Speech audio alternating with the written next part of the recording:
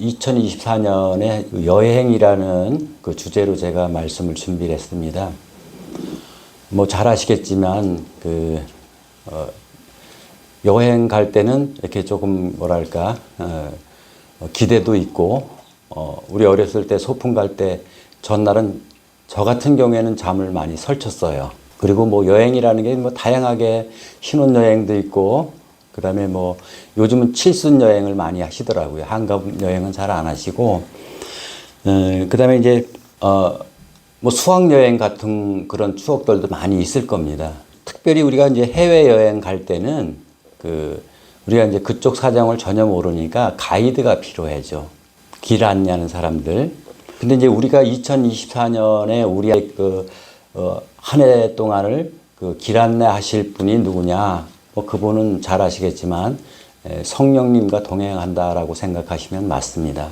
뭐 1분 앞도 못 보는 저희들이 미래에 대해서 전혀 예측할 수도 없고 또 어떤 어려움이 닥칠 수도 있고 그때마다 우리가 우리 인간의 힘으로 해결하는 것이 아니라 가이드한테 모든 것을 맡겨놓는 거예요.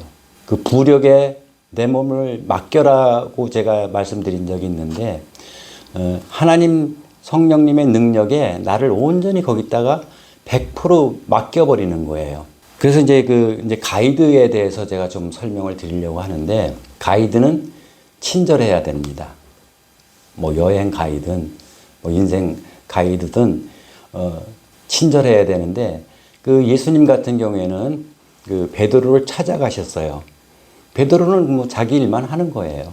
물론 시대적으로 많이 이제 경제적으로 어렵고 뭐 정치적으로 탄압받고 그런 시대에 살았지만 예수님이 스스로 찾아가서 베드로한테 나를 따르라고 이렇게 말씀을 하십니다. 그 정도로 예수님은 항상 우리한테 찾아올 준비를 하고 계신다라고 이해하시면 됩니다. 가치 있는 삶을 살려면은 진리 가운데로 인도하는 참 안내자를 만나야 되는데 그분이 성령님이라고 생각하시면 됩니다. 우리가 뭐 공자도 있고 맹자도 있고 석가모니, 뭐 소크라테스 그분들은 참 훌륭한 지도자이긴 하나 생명의 길로 인도하진 못해요. 그래서 정말 우리를 사랑하시고 친절하신 가이드를 올해는 꼭 만나서 동행하시기를 부탁을 드리겠습니다. 두 번째로 안내자는 믿음직해야 돼요. 저희들이 이제 신학교 졸업여행을 제주도로 갔어요. 우리 집사람도 그냥 같이 갔어요. 그때 한 200명 가까이 됐던 걸로 제가 기억을 하는데 버스가 한 4대인가 5대가 이렇게 같이 움직였어요. 그래서 버스 한 대마다 가이드가 있었는데 뭐 여행 가보신 분은 알겠지만 맨 이상한 데로 끌고 가죠. 끌고 가가지고 뭐 말벽 따고 살아라고, 응? 뭐 몸에 좋다고 뭐 사라고 그러고 계속 그런 쪽으로 이렇게 유도를 하더라고요. 물론 이제 그분들은 이제 그런 뭐 지역 상권도 살려야 되고 또 우리가 뭐 모르니까 이제 그분이 안내하는 대로만 따라가야 되는 그런 상황인데 어쨌든 저희들이 2박 3일 동안 가이드에 의해서 그렇게 장사하는 데를 많이 가더라고요. 그런데 뭐 그분들은 뭐 그런 영업을 해야 되는 그런 목적도 있었던 것 같고 그래서 그런 가이드가 우리 여행을 위해서 꼭 필요한 가이드였을까 나름대로 생각을 해봤는데 예수님은 가이드를 잘 해주셔요. 우리가 거기도 이제 가이드들이 가장 먼저 신경을 쓰는 것이 낙오자가 없는지 수시로 이동할 때마다 체크를 해요. 근데 예수님은 한 마리 잃어버린 어린 양을 찾아 나서잖아요. 그죠? 거기도 물론 이제 잊어버리면 안 되니까 어떻게든지 인원 체크를 해서 잘 인솔을 해야 되는 또 그런 의무도 있었기 때문에 이동할 때마다 수시로 인원 체크를 해서 이렇게 안전하게 이동을 했습니다. 근데 이제 우리 예수님은 정말 목숨을 다해서 잃어버린 어린 양을 찾기 위해서 정말 최선을 다하셨다라는 거죠. 그래서 한 잃어버린 양이 얼마나 두려울까, 얼마나 아플까, 얼마나 힘들까. 그 마음을 헤아릴 줄 아는 게 우리 예수님이라고 기억하시면 됩니다. 그래서 내가 2024년 살 때도 힘들 때마다 예수님이 찾아오신다는 걸 꼭 기억하셔야 돼요.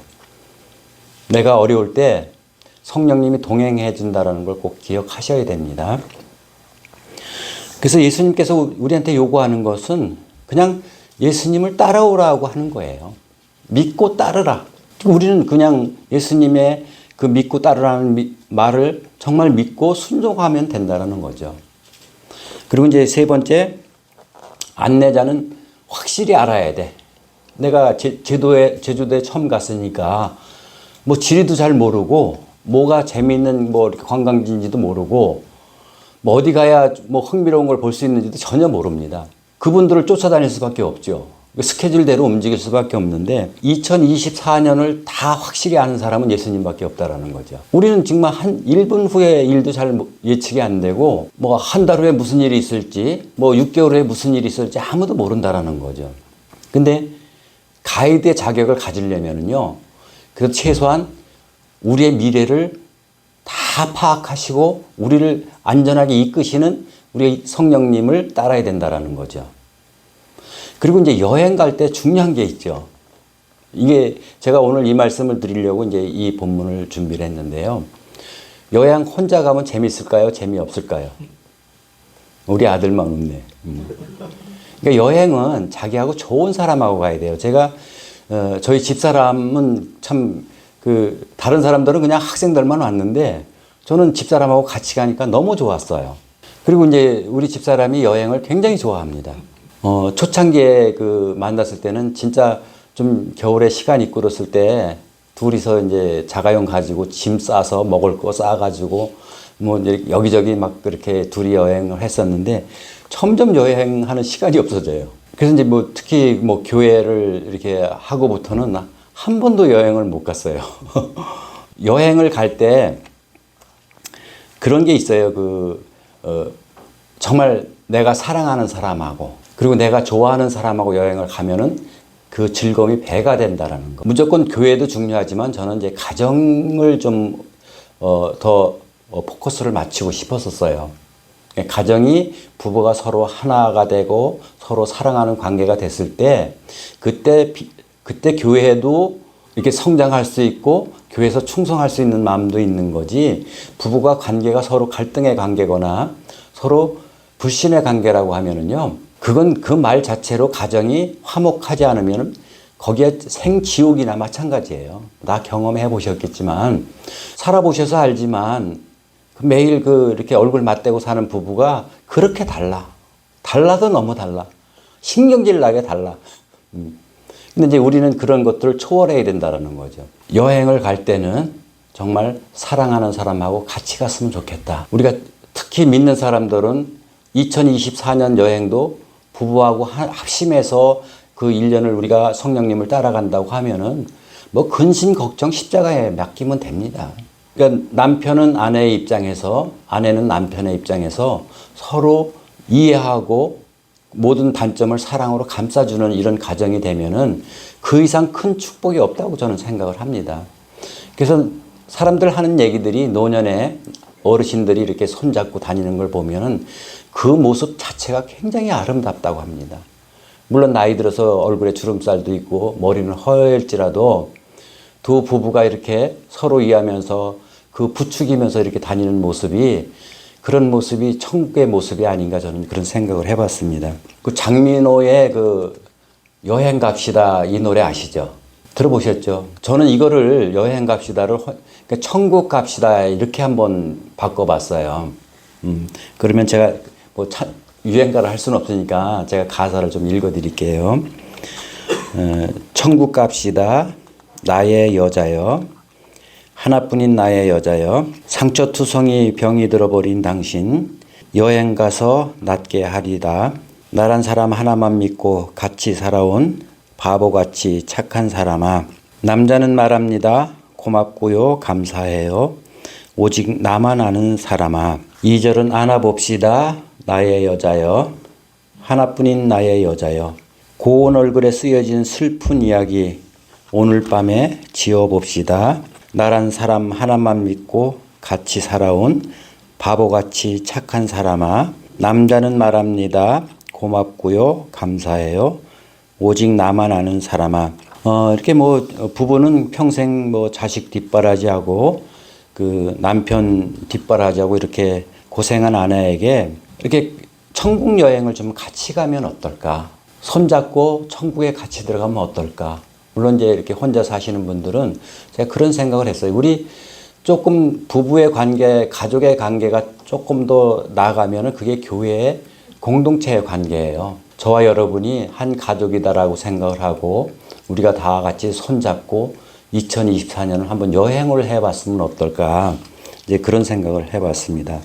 그리고 제가 그 주보에 너무 좋은 시가 있어서 제가 주보에 옮겨놨는데 이거는 이제 섬진강 시인 김용태 선생님의 부인이 김용태 시인한테 쓴 책이에요. 내용이 상황이 어떻게 되냐면은 그 초등학교 교사시니까 아침 식사를 하고 학교 갔다 오리다라고 이제 학교를 갔는데 학교에 도착해 보니까 책상 위에 편지가 하나 놓여 있는 거예요. 그 부인이 쓴 편지가. 그래서 이제 그 편지 내용을 제가 읽어 드릴 겁니다. 나는 당신을 사랑을 노래하는 것이 참 좋습니다. 오늘도 당신이 눈길이 머물고 있는 느티나무며 운동장이며 마을 앞에 있는 강물 물끄러미 바라보았습니다. 당신이 사랑을 노래하는 것보다 당신의 아이들을 사랑하는 교사라서 더 행복합니다. 비가 내려 흠뻑 젖은 아이들을 숙직실에 나란히 눕혀 재웠다는 소희, 창희, 영희. 이제 5월이 되면 우리 만난 지 16년이 됩니다. 지난 16년을 한결같이 나를 사랑해준 당신이 나를 너무 소중히 여겨 이 세상에 귀한 사람이 되었습니다. 고맙습니다. 참 이 그 글을 보면서 당신이 나를 너무 소중히 여겨 이 세상에서 내가 귀한 사람이 됐다고 합니다. 그래서 부부라는 서로 상대방을 소중히 여기고 귀히 여길 수 있는 이런 마음이 가장 중요하지 않을까. 저는 잘 아시다시피 1년에 한 번씩은 꼬라지를 꼭 내요. 우리 집사람한테. 속 좁은 모습이 어떨 때 이렇게 지나고 나면은 참 부끄럽고, 정말 내가 나를 이해하지 못할 정도로 힘들게 할 때가 간혹 있는데, 이런 우리 집사람은 저를 진짜 소중히 여기고, 제가 이렇게 목사가 되고, 이 자리에 올 수 있도록 정말 저를 아껴준 사람인 것은 웬만한 분들은 다 아십니다. 그래서 이제는 반대로 제가 집사람을 소중히 여겨서 귀한 사람으로 만들어줘야 될 그런 차례가 아닌가 생각을 해봤습니다. 여러분들도 부인을 사러 정말 이렇게 고귀한 사람을 고귀하게 여겨주고 진심을 다해 사랑해주고 서로 이렇게 위로하고 손잡고 2024년을 살아가는 저와 여러분이 되기를 예수님의 이름으로 축원합니다.